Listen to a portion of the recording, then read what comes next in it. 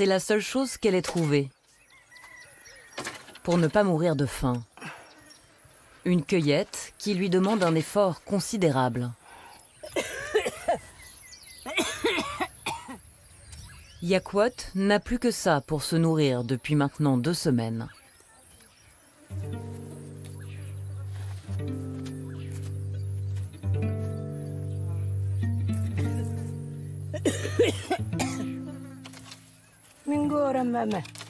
Ce sont les feuilles que je ramasse.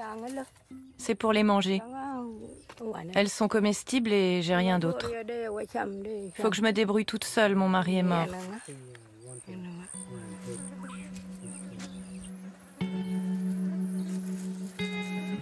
Une heure pour ces quelques feuilles de l'alope, un arbre qui résiste à la sécheresse. Et pour compléter, des baies sauvages, cueillies sur ces arbustes de Riyat, qu'elle et les siens consomment quand ils n'ont plus rien.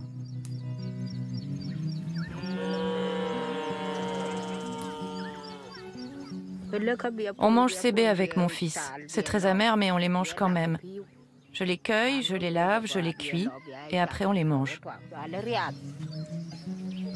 Yakwot vit dans cette hutte qu'elle a construite elle-même. Elle y habite seule, avec son fils de 4 ans.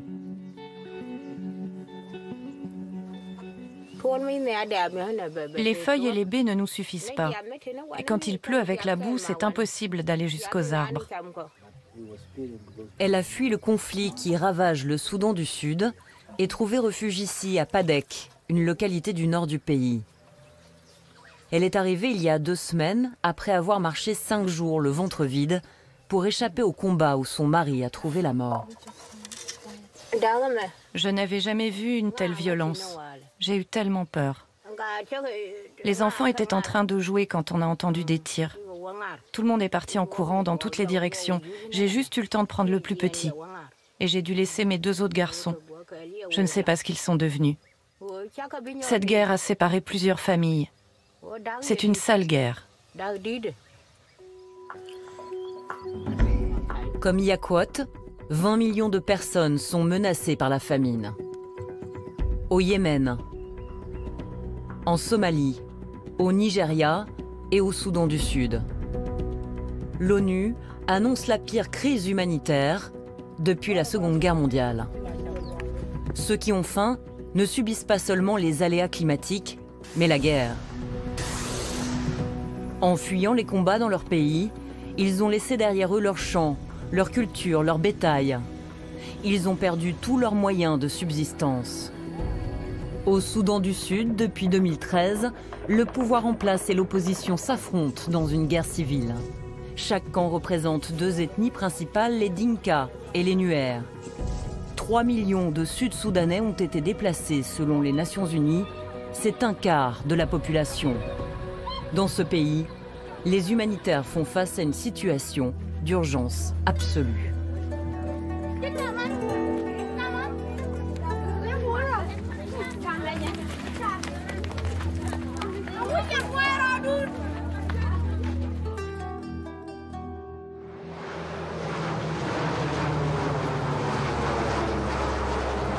Tombées du ciel, 8 tonnes de nourriture s'éparpillent sur le sol de Padek. Dans cette ville au nord du pays, seuls les avions de la Croix-Rouge apportent encore à manger. Je n'avais jamais vu de nourriture tomber du ciel. Et quand l'avion fait tomber ses sacs, t'as pas intérêt à rester trop près si tu ne veux pas en recevoir un sur la tête. C'est du sorgho, ça tombe bien, on ne mange presque que ça. Aucune route n'existe pour arriver ici. Face à l'urgence alimentaire, la Croix-Rouge a exceptionnellement loué cet avion tous les jours pendant 1 mois. Christophe est le représentant du CICR sur place. Adrian, il est où? C'est lui qui organise la distribution des vivres. Il travaille au Soudan du Sud depuis 5 mois. Tu as de la casse? Alors les rouges, c'est le sorgho, les verts, c'est les haricots. Et puis après, il y a des bleus qui sont le sucre, mais il y en a moins. Et puis les blancs, c'est le sel. Le CICR n'avait pas fait de largage alimentaire dans un autre pays que la Somalie depuis 1986. L'avion passe ici 2 fois par jour. Les familles reçoivent de quoi tenir un mois. 80 kg de sorgho, une céréale locale, 1 kg de sucre, 1 kg de sel et 20 kg de haricots. Il nous faut quand même 1 heure de récolte et d'empilage. Ensuite, une bonne demi-heure pour distribuer, en fait, pour que les gens y viennent et puis qu'ils se partagent la pile et qu'ils l'enlèvent de la piste. À tour de rôle, les familles viennent se partager les vivres. C'est bon, vous pouvez y aller. Allez-y. Pour obtenir de la nourriture, il faut ce précieux sésame, un ticket bleu distribué par les humanitaires. Pour l'obtenir, il suffit de s'inscrire sur la liste des demandeurs auprès de la Croix-Rouge et chacun peut recevoir son ticket sans condition. À Padek, les locaux et les déplacés de guerre cohabitent, mais tous ont besoin d'aide. Alors là, c'est la distrib elle-même. C'est des groupes de 20 familles qui arrivent. Elles vont être placées 5 par 5. Chaque ligne représente 5 familles. Et là, ils vont leur expliquer comment se départager le tas. Et puis après, les gens, ils doivent partir avec les sacs. Ici, réfugiés et habitants sont tous de la même ethnie, les Nuer. Un lien communautaire fort. Tout le monde accepte de partager. La distribution se déroule sans incident. Sous une chaleur écrasante, il faut maintenant transporter ces sacs. Une tâche difficile, pourtant laissée aux femmes. Beaucoup d'hommes sont partis à la guerre. Elles marchent parfois pendant 2 heures, avec 50 kilos sur la tête, même enceinte. En guise de salut, l'avion passe une dernière fois en rase-motte. C'est la première distribution à laquelle participe Regina. Je suis contente, vraiment contente. J'ai soif, mais ça va. Bon, faut que j'y aille. J'ai du chemin. L'histoire de Regina est celle de la violence de la guerre. Elle a fui sa région natale où elle a tout perdu pour venir s'installer ici, comme tant d'autres. Selon la Croix-Rouge, la population a doublé. Padek comptait 10 000 habitants, il y en a aujourd'hui 20 000. Tous les mois, de nouveaux rescapés arrivent. Aucune route adaptée à des véhicules ne mène ici. Coupé du monde, Padek offre donc un refuge loin des conflits. La ville s'étend sur une quinzaine de kilomètres. Les huttes y sont souvent éloignées les unes des autres.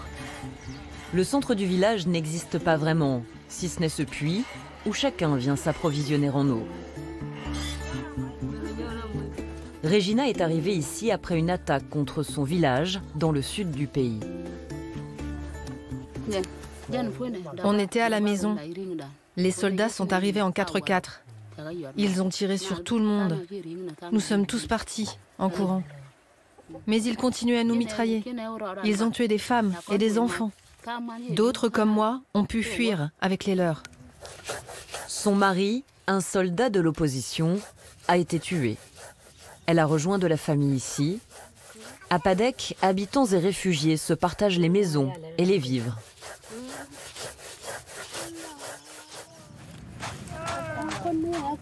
Ça, c'est le sorgho que j'ai ramassé sur la piste. Je vais d'abord nourrir mes enfants. Quand on n'a plus rien à manger, je cueille des feuilles dans les arbres. Le problème avec ces feuilles, c'est que l'on risque d'avoir des diarrhées et des vomissements. Tu vois là-bas, mon petit garçon, il est malade. Cuisiné en bouillie, le plat de sorgho permettra de se coucher un peu rassasié.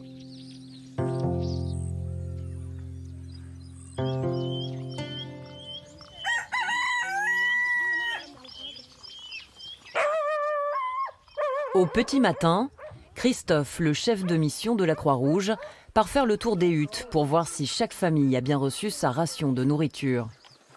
Bonjour. Toutes les deux, elles ont juste un sac et demi de sel. Pour elles deux, c'est ça? Bientôt, les avions ne pourront plus larguer leurs précieuses marchandises, car la saison des pluies approche. Les habitants de Padek devront alors se débrouiller seuls. Christophe profite de son tour du village Bonjour. pour savoir comment ils vont faire. Qu'est-ce qu'ils font? Ils cassent la coquille? Et ça, ils le jettent ou ils le mangent? Ils la cuisent d'abord, la font sécher au soleil, et après, ils la mangent. Et cette graine, on la trouve toute l'année? Oui, ils en mangent toute l'année. Une partie de leurs besoins nutritionnels vient de la cueillette avec la chasse. Il y a la pêche dans certains endroits, mais pas ici. Et puis il y a l'agriculture. Ici, on cultive le sorgho, une céréale peu gourmande en eau, mais pas facile de faire pousser quoi que ce soit. Le matériel est sommaire. Bon, elle a des graines, ok. Et alors qu'est-ce qu'elle fait? Si tu plantes une graine, tu la mets où la deuxième? Je la plante ici. Hein, si loin. Les graines n'ont pas besoin d'être alignées, il faut juste qu'il y ait assez d'espace entre chacune. Comme ça, la terre nourrit bien la plante. Mais la technique ne suffit pas toujours. La saison sèche, qui dure 9 mois, durcit les sols. Lorsque la pluie arrive en juillet, août et septembre, l'eau ne s'infiltre pas et inonde les terres. L'année dernière, on avait bien semé dans nos champs, mais on a tout perdu avec les inondations. Maintenant, on essaye de replanter, mais on a peur que la pluie revienne. Aujourd'hui, un nouvel avion de la Croix-Rouge doit survoler Padek. Yakwot, la cueilleuse de feuilles, n'avait rien eu la dernière fois, faute de tickets. Ils avaient été distribués juste avant qu'elle arrive au village. Cette fois, elle supplie l'organisateur d'en avoir un. Mais oui, il ne faut pas t'inquiéter. Tu l'auras le ticket. Aujourd'hui, on m'a dit que j'aurais un ticket, hein, on me l'a bien dit. Pour Yakwot, c'est l'assurance d'un repas quotidien, riche en protéines. Elle manque cruellement dans les feuilles et les graines. Vous ne pourrez recevoir de la nourriture que si vous présentez le ticket. De toute façon, on vérifiera sur la piste. Je vais faire l'appel et si quelqu'un essaie de tricher, je le verrai. Alors n'essayez même pas. Pour Yakwot, ces sacs venus du ciel, c'est inespéré. Elle va pouvoir nourrir son fils. Je suis tellement contente d'avoir reçu mon ticket. Je suis heureuse parce que mon fils va enfin pouvoir manger et pour une fois, il ne se couchera pas le ventre vide. C'est incroyable de recevoir de quoi manger sans que ce soit le fruit de mon travail. Je suis contente. Allez, on y va. Pour l'occasion, Yakwot a même mis son unique collier. Quelques perles jaunes autour de son cou. Un peu perdue, elle avance, inquiète de rater son tour. Hé, c'est mon sac. Mais prends n'importe lequel, on partagera après. Et c'est le moment tant attendu.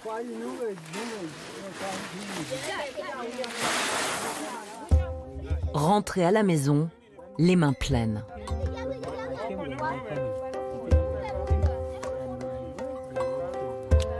Sur le chemin, Yakwot en rit toute seule de bonheur. En la voyant, son fils arrive, tout excité. Sa maman lui donne tout de suite une poignée de sucre.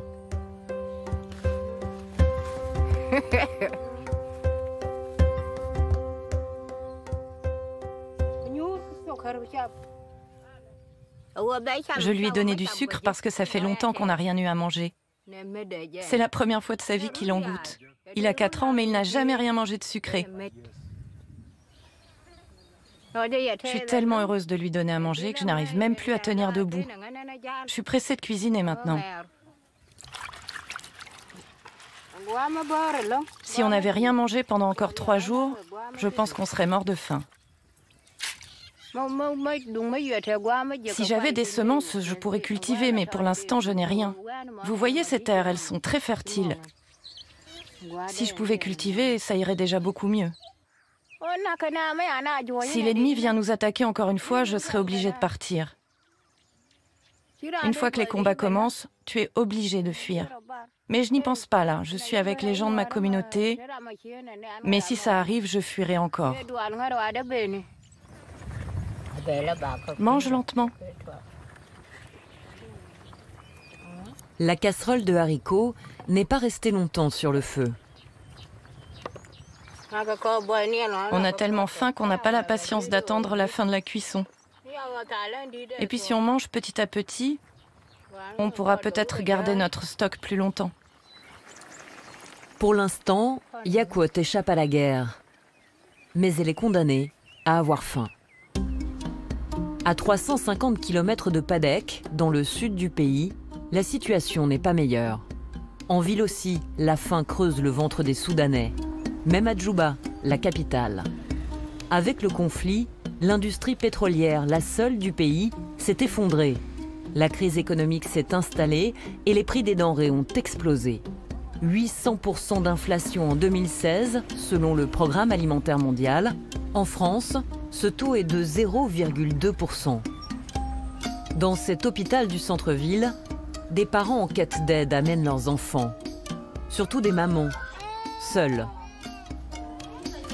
Ici, garçons et filles pèsent en moyenne la moitié du poids normal d'un enfant du même âge.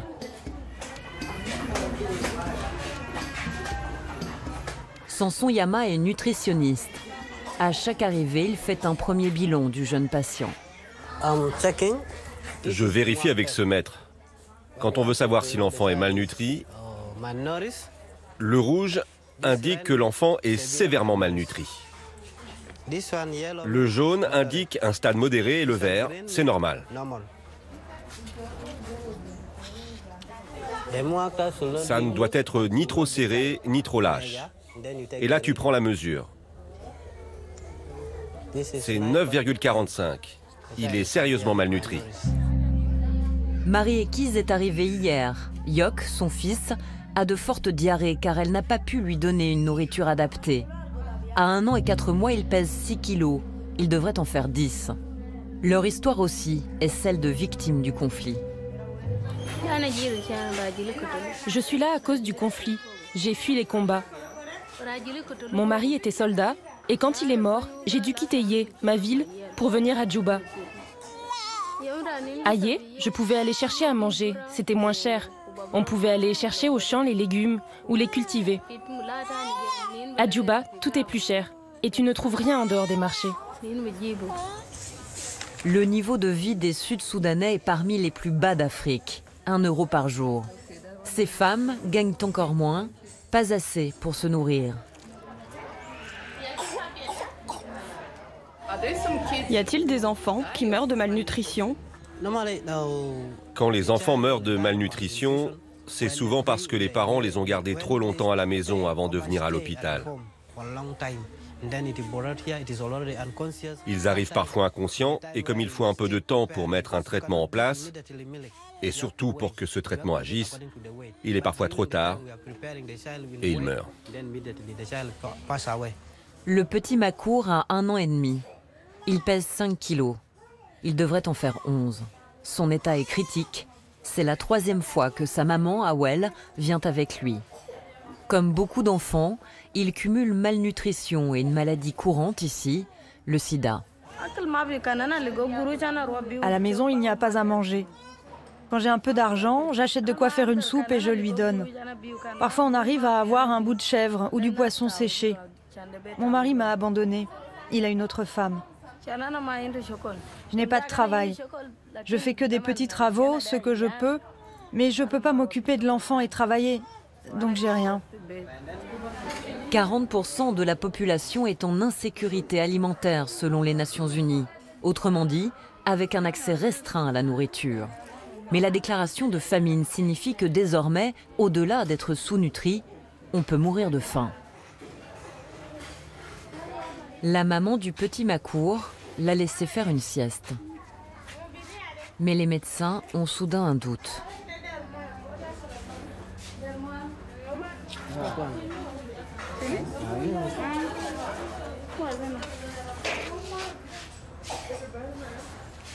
Makour, 1 an et demi, est mort dans son sommeil.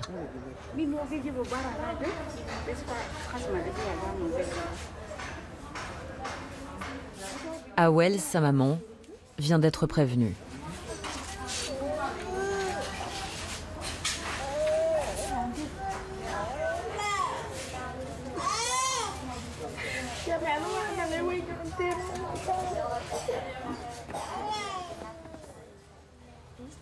Un enfant meurt chaque mois de malnutrition dans cet hôpital.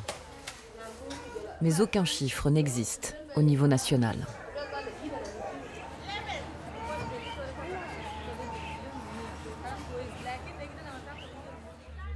Dépassé par la catastrophe, le gouvernement a donc déclaré l'état de famine dans une partie du pays en février dernier. Il espère une mobilisation et une aide de la communauté internationale.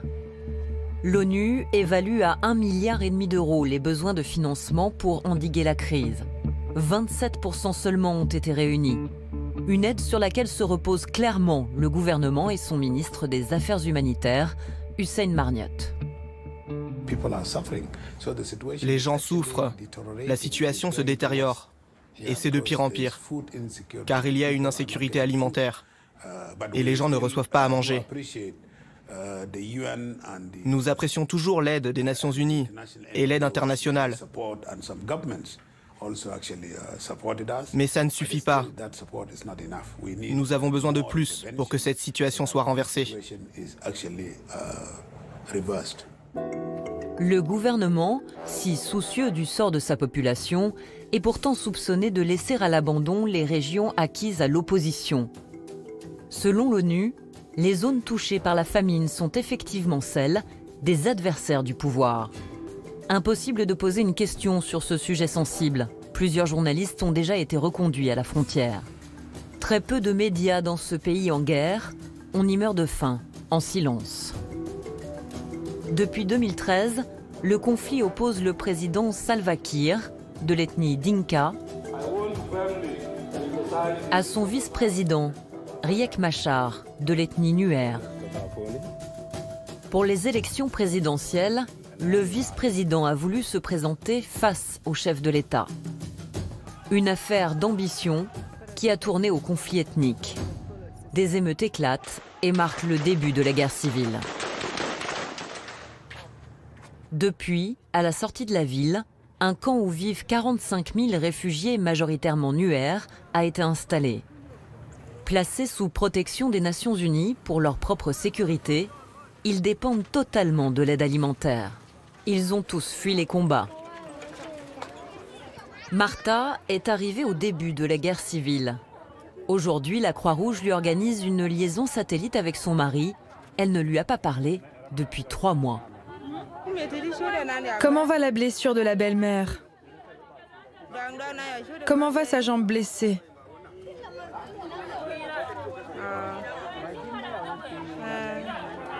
Ici, on souffre beaucoup. La vie est difficile. Demande si Ninjal peut venir nous aider. C'est fini. Il faut que je raccroche. Non mais on me dit que mon temps est terminé. Je demandais à mon mari comment vont les choses, parce que là où il est, dans le nord, il y a des combats.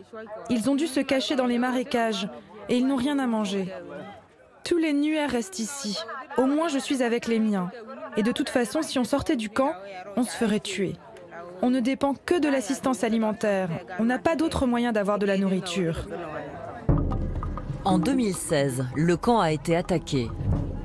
12 réfugiés et 2 casques bleus ont perdu la vie. Depuis le début du conflit, 82 humanitaires ont été tués. Les belligérants essayent de bloquer l'arrivée de l'aide alimentaire.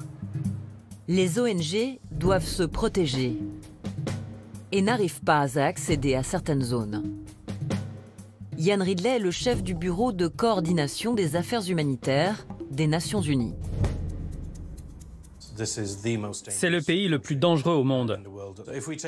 Sur un trajet de Djouba à Bentou, par exemple, dans le nord du pays, il y a environ 100 checkpoints sur la route.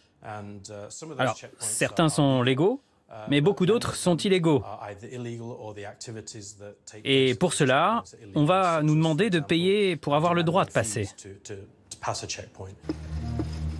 Ici, toute la vie s'organise au rythme de cette guerre qui tue et affame. Même dans la capitale, des combats peuvent éclater à tout moment. À l'aéroport, un convoi exceptionnel de la Croix-Rouge se prépare. Séparés par la guerre, ces enfants partent rejoindre leur mère, qu'ils n'ont pas vue depuis 4 ans. Ils s'envolent pour Maïvout, dans le nord du pays, près de la frontière éthiopienne où leur maman s'est réfugiée. Lorsque les combats ont commencé, elle était partie à plusieurs kilomètres du village pour chercher à manger. Elle n'a pas pu rentrer à temps. Ses enfants ont fui avec le reste de la famille vers la capitale pour se placer sous la protection des casques bleus.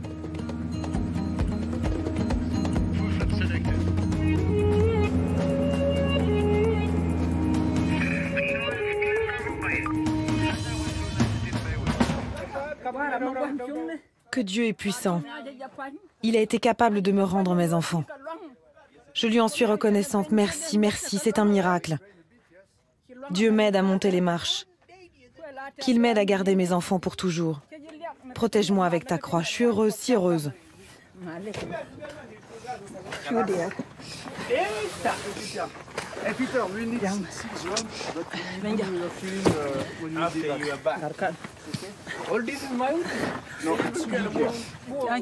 Ouais, ils ont changé. Mais je les reconnais, ce sont mes enfants quand même.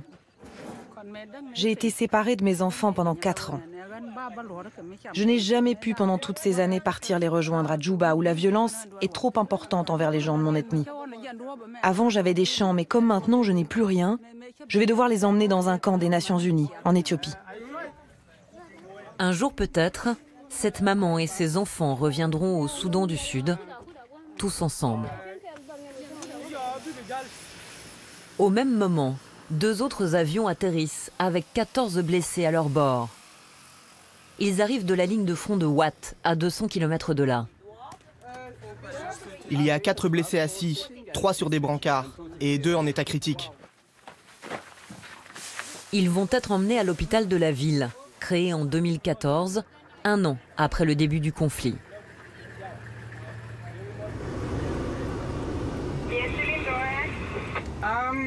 Je quitte la piste avec un homme blessé sur un brancard. Ça a l'air d'aller. Son état est stable ou pas?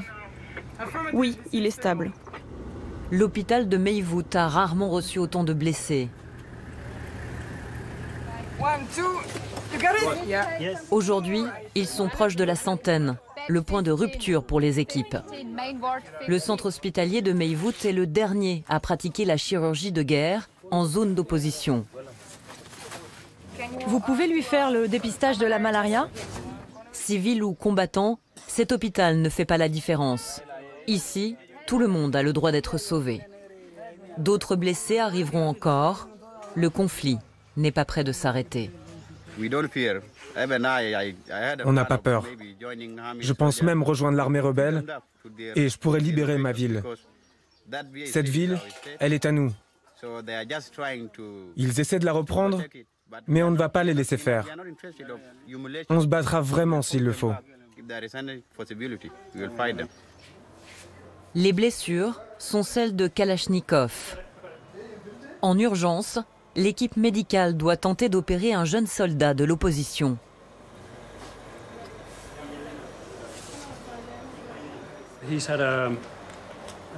Une balle lui a perforé le ventre et une partie de ses intestins sont sortis.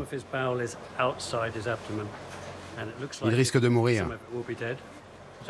Il était inconscient quand il est arrivé, mais là on voit qu'il bouge un petit peu. Il réagit bien à la perfusion.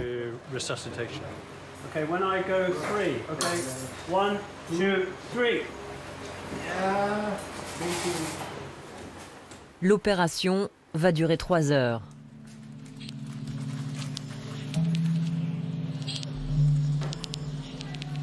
Mais peu de temps après l'intervention, le jeune soldat meurt. Il est enterré tout à côté, au bord de la route, sans même un nom pour l'identifier. mais avec une prière.